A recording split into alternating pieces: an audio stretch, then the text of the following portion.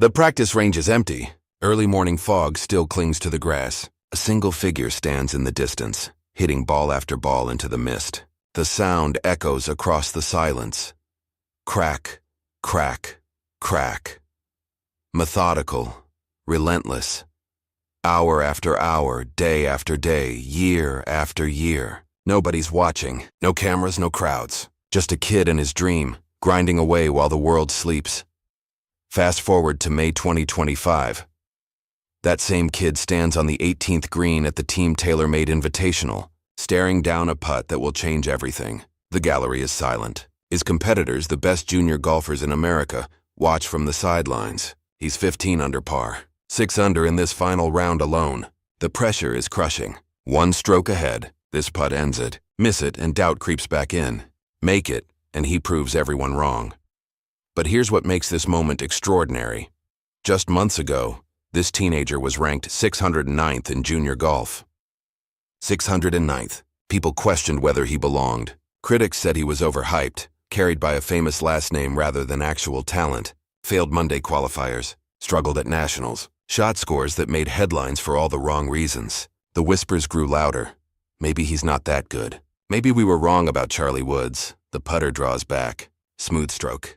The ball rolls forward, tracking toward the cup. Everything this kid has worked for, every early morning on that empty practice range, every criticism absorbed, every doubt fought against, it all comes down to this single moment. The ball reaches the hole, and this is the untold story of Charlie Woods, not the highlight reels you've seen, not the viral moments playing beside his father. This is the story of what happens between those moments. The grinding, the failing, the getting back up, the transformation from a kid playing soccer to a champion nobody saw coming. If you want to see how this incredible journey unfolds, hit that subscribe button right now and turn on notifications. Because what happens next in Charlie Woods' story will blow your mind. Let's dive in. Let's start with something most people don't know. Charlie Woods didn't grow up obsessed with golf. While other kids who become elite junior golfers are on the course by age 3 or 4, living and breathing the game from the moment they can walk, Charlie was doing something completely different. He was playing soccer, running up and down fields in South Florida, chasing a ball with his feet instead of hitting one with a club. Golf was just something his dad did for a living, not the consuming passion of his childhood. Think about that for a second. The son of the greatest golfer in modern history, maybe the greatest ever, and he's spending his early years playing a completely different sport. While Tiger Woods was building one of the most legendary careers in sports history, his son was more interested in goals than birdies, more focused on assists than aces. And honestly, that might be the best thing that ever happened to Charlie Woods, because here's what that soccer background did for him. It built athleticism, coordination, competitive fire, mental toughness, the ability to perform under pressure with teammates depending on you. All those skills that make great athletes in any sport. Charlie wasn't just hitting golf balls on a range for 10 hours a day like some junior golf prodigies. He was developing as a complete athlete, building a foundation that would later translate into something special on the golf course. Then came March 2020. The world shut down. COVID-19 forced everyone inside. Team sports disappeared overnight. Soccer leagues canceled. Schools closed. And suddenly, this 11-year-old kid who had always been more interested in other things found himself with time and a golf course in his backyard. His father, one of the greatest to ever play the game, was right there, available, ready to teach if Charlie wanted to learn. And something clicked. Maybe it was the extra time together. Maybe it was finally being old enough to appreciate what his father had accomplished. Maybe it was just finding the right moment to fall in love with the game. Whatever it was, during that pandemic lockdown, Charlie Woods discovered golf. Not because he had to, not because of pressure or expectations, but because he genuinely wanted to play.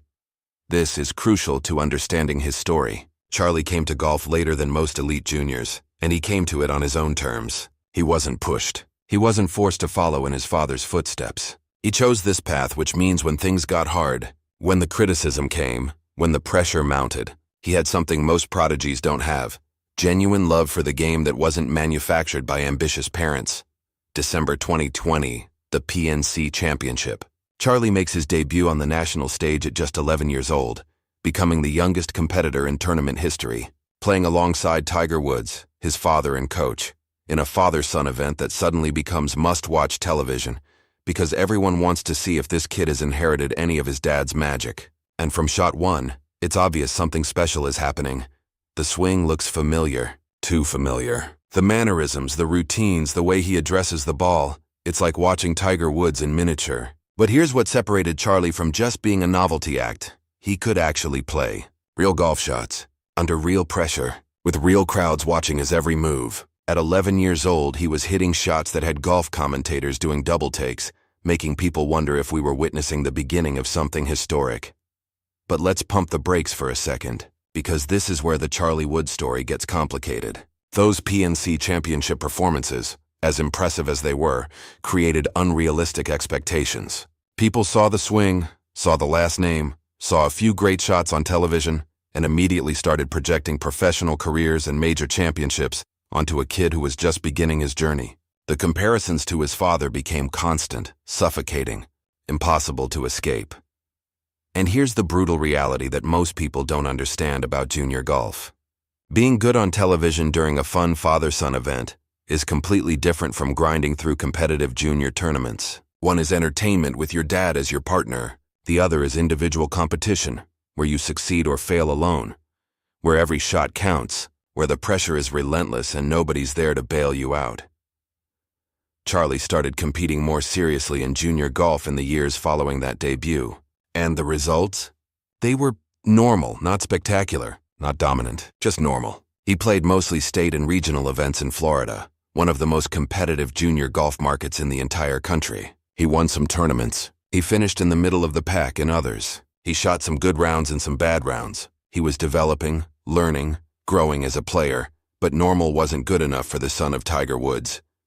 Every result was analyzed, every score compared to what his father did at the same age. And those comparisons were brutal because Tiger wasn't normal at Charlie's age. Tiger was winning everything, dominating competition, setting records that still stand decades later. Charlie's performances looked ordinary by comparison, which led to criticism that grew louder with each tournament.